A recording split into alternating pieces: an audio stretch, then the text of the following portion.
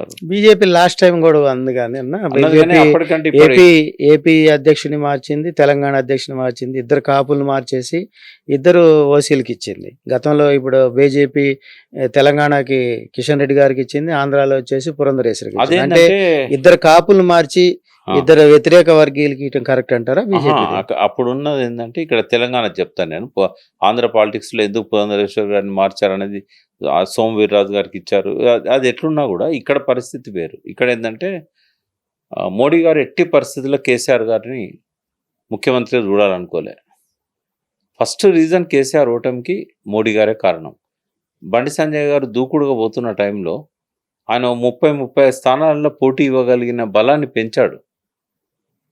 ఆ టైంలో మోడీ ఈ ట్రయాంగిల్ ఫైట్గా అనుకుంటే మళ్ళీ కేసీఆర్ అధికారంలోకి వస్తాడు.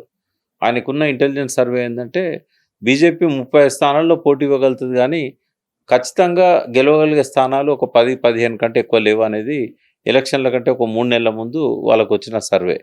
వాళ్ళు ఇక్కడ 200-300 మందిని పెట్టారు. కొండాపూర్లో పెద్ద ఆఫీస్ పెట్టి రాజ్నాథ్ సింగ్ కొడుకు, అమిత్ షా కొడుకు ఇద్దరు మానిటరింగ్ చేసేవాళ్ళు.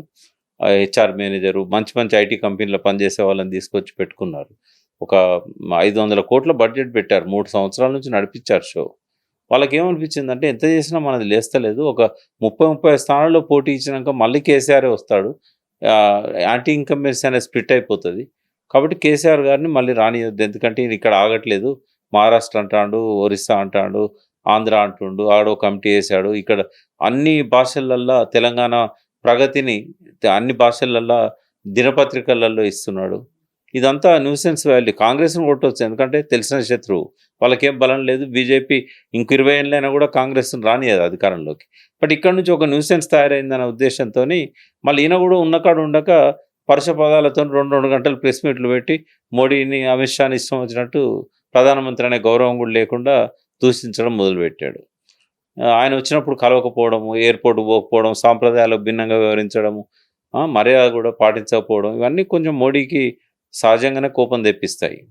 అమిత్ షాన్ అయితే ఆయన హైదరాబాద్లో ఉండగానే ఆయన మీద చాలా పరుష పదాలతోని ఆయన మీద ఒక 2 గంటల ప్రెస్ మీట్ పెట్టాడు.